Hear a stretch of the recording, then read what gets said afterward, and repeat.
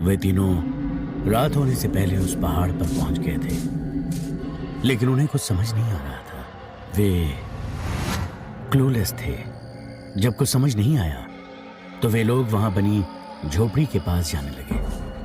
तुम दोनों इन बातों को बहुत अच्छे से समझ लो कि यहाँ पर कदम कदम पर खतरा है। रात होने को है, बुरी शक्तियां और भी बलवान हो जाएंगी। वीरानगढ़ में अपने राज कभी किसी से नहीं कहना। यहाँ काली शक्तियां कभी इंसान बनकर तो कभी पक्षी या जानवर का रूप बदलकर हमारे इर्द गिर्द मंडराती रहती हैं।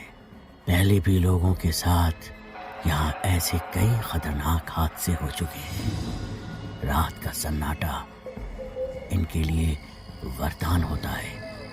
और सबसे ज्यादा अजीब बात तो ये है कि इनका ज्यादातर शरीर वही शख्स होता है जो या तो इनके बारे में हमेशा सोचते रहता है या जिसे इनसे डर लगता है। उस बूढ़े बाबा ने सिद्धार्थ और गौरी से कहा, लगता है उस झोपड़ी में कोई रहता है, वहां रोशनी है। अगर ऐसा है तो हो सकता है कि वो हमारी कुछ मदद कर दे। गौरी ने कहा, एक और बात गांठ बांध लो, किसी भी अनजान चीज को मुझसे पूछे बिना हाथ नहीं लगाना, और चाहे जो हो, जब तक मैं इशारा ना करूं किसी का भी दिया हुआ कुछ मत खाना। वीरानगढ़ की बुरी आत्माएं तुम्हें अपने वश में करने की कोशिश भी कर सकती हैं। बूढ़े बाबा ने आगे बताया, शाम ढलने को थी और रात होने वाली थी। वीरानगढ़ के लिहाज से ये वक्त बेहद खतरनाक था। वे तीनों समझ नहीं पा रहे थे कि पहाड़ पर अपनी पहेली को कैसे सुलझाएं। मुझे लगता है रात होने से पहले हमारे लिए अच्छा यही होगा कि हम इस जगह से जल्दी लौट जाएं। हम अपना काम कल सुबह आकर भी कर सकते हैं, बूढ़े बाबा ने कहा। इसी बीच वहां का माहौल अचानक से बदलने लगा। तेज आंधियां चलने लगी, रेत के बवंडर उठने लगे। एक तो वीरानगढ़ की वीरानी, उस पर से ये जोरदार आंधियां। वे तीनों एक दूसरे का हाथ पकड़कर एक दूसरे को सहारा देते हुए पहाड़ पर आके बढ़ने लगे। आंखों में कुछ भी साफ साफ दिखाई नहीं दे रहा था। रेत उड़कर आंखों में आ रही थी। उस किसान की झोपड़ी से उन लोगों की दूरी 200 मीटर से ज्यादा नहीं रह गई थी, लेकिन उन पर वो 200 मीटर 2 किलोमीटर से भी ज्यादा भारी पड़ रहे थे। तभी बारिश भी होने लगी। अब तक उनके हाथ कुछ भी नहीं लगा था। बाबा, इससे पहले कि बारिश हमें भिगो दे, हमें उस झोपड़ी तक पहुंच जाना चाहिए, सिद्धार्थ ने कहा। वे लोग जाकर उस झोपड़ी के मुंडेर के बाहर खड़े हो गए। ये देखकर कि उसकी झोपड़ी के बाहर कोई आया है, वो झोपड़ी का मालिक बाहर निकला। बाबा, आप लोग यहाँ कैसे? आपको तो पता होगा कि वीरानगढ़ में रात में घूमना मौत को दावत देने जैसा है। वैसे आपके साथ ये दोनों बच्चे कौन हैं? उस किसान ने बूढ़े बाबा से कहा। वो किसान एक अधेड़ उम्र का शख्स था। उसकी झोपड़ी में एक खाट बिछी हुई थी। उसके बोरिए बिस्तर और खाने पीने के सामान के अलावा वहां और कुछ भी नहीं था। भाई, क्या तुम मुझे पहचानते हो? मैंने तुम्हें पहचाना नहीं। तुम्हारा नाम क्या है? बूढ़े बाबा ने पूछा। बाबा, वीरानगढ़ में ऐसा कौन होगा जो आपको नहीं पहचानता होगा? दरअसल मैं यहाँ कुछ साल पहले ही आया था। मेरा नाम रतन सिंह है। उस किसान ने बूढ़े बाबा को जवाब देते हुए कहा। अंकल, आप यहाँ गांव से इतनी दूर अकेले कैसे रह लेते हो? क्या आपको डर नहीं लगता? यहाँ तो दूर दूर तक पत्थर ही पत्थर है, मिट्टी का नामो निशान तक नहीं है। फिर आप खेती करते कहाँ हो? सिद्धार्थ ने पूछा। बारिश में भीग क्यों रहे हैं?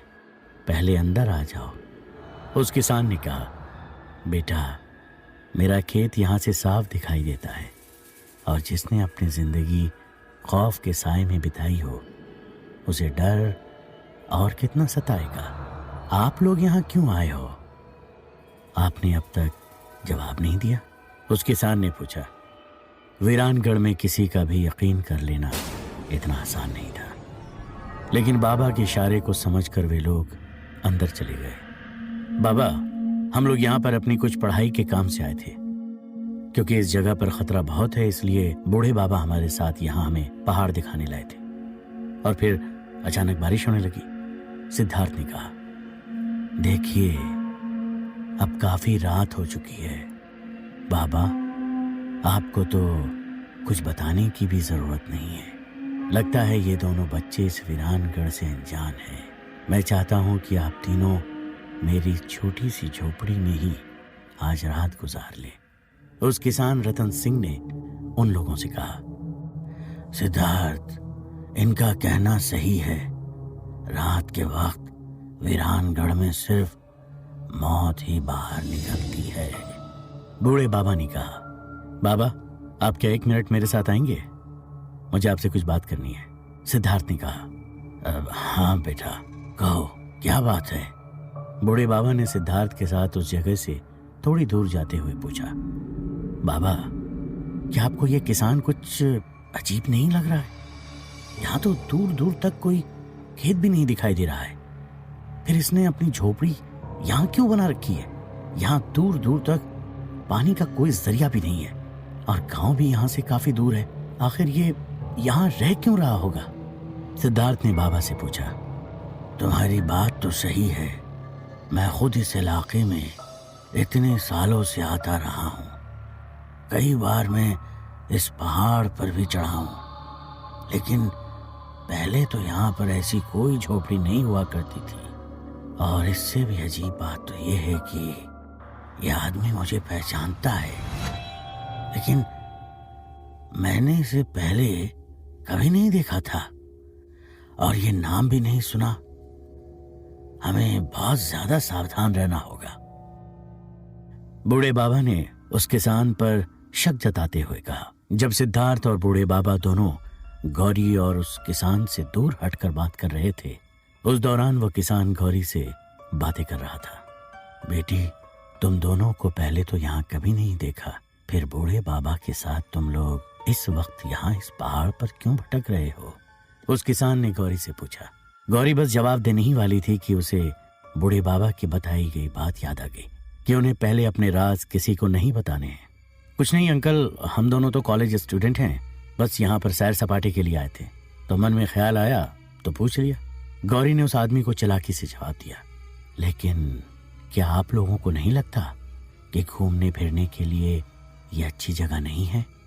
लोग कहते हैं कि ये वीरानगढ़ एक मनहूस जगह है, यहाँ भूत प्रेत रहते हैं। रतन सिंह ने कहा, नहीं, ऐसा नहीं है कि हमें इस बारे में कुछ पता नहीं, लेकिन हम लोग नए जमाने के लोग हैं, हम इन सारी चीजों पर इतना ज्यादा मानते नहीं हैं। गौरी ने जवाब में कहा, लेकिन तुम्हें सब चीजों को मानना चाहिए।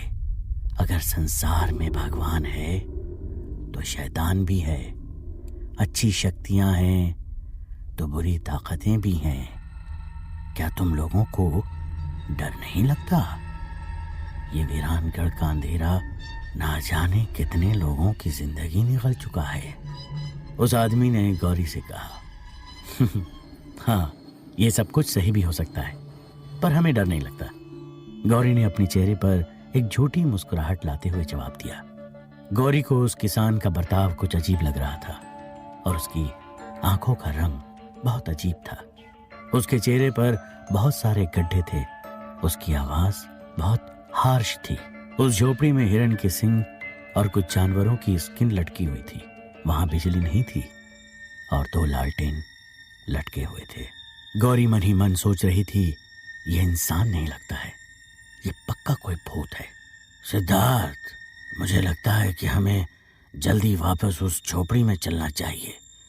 गौरी वहां पर उस आदमी के साथ अकेली है, बूढ़े बाबा ने कहा। जिस वक्त वे दोनों वहां पर पहुंचे, उन्होंने देखा कि वह किसान गौरी को अपनी बातों में लगाकर उससे उनके वहां आने का राज उगलवाना चाह रहा था।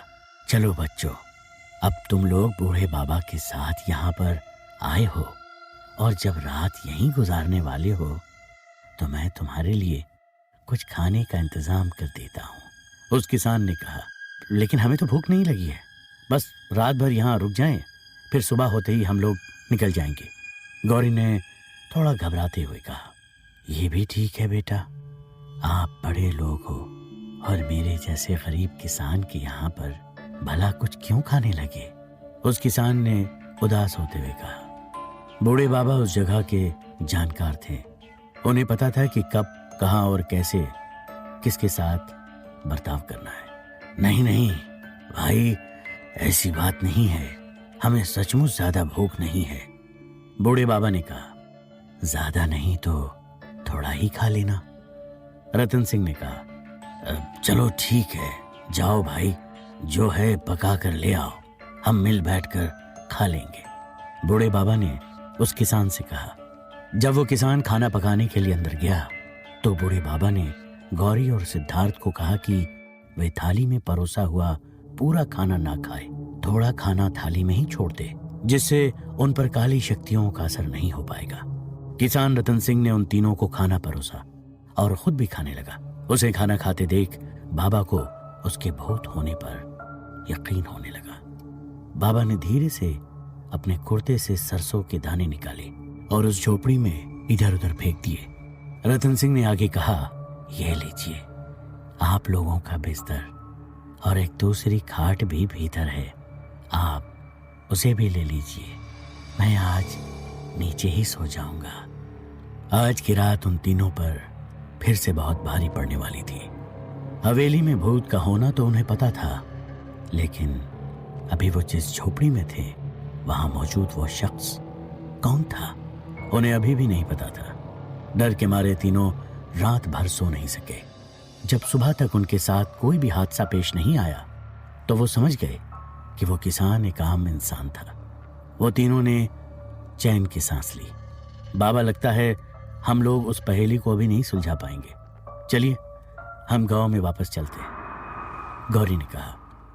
सुबह होते ही वे तीनों वहां से वापस लौटने ही वाले थे कि किसान रतन सिंह ने उनसे कहा, देखिए बुरा न माने तो मुझे लगता है कि आप लोग किसी चीज को ढूंढते हुए यहाँ आए थे और आपको शायद नहीं मिली है। मैं हूं तो बहुत गरीब, लेकिन हो सके तो मुझे बताइएगा, अगर मैं आपके कोई काम आ सकूं। अब उन लोगों को उस किसान पर यकीन होने लगा था। वो दरअसल बात ऐसी है कि हमें मिट्टी तोड़नी है और छत जलानी है। इसके पीछे की वजह तो हम आपको नहीं बता सकते, लेकिन बस ऐसा समझ लीजिए कि इससे वीरानगढ़ का भला होगा। आप हमारी मदद जरूर कर सकते हो, सिद्धार्थ ने कहा।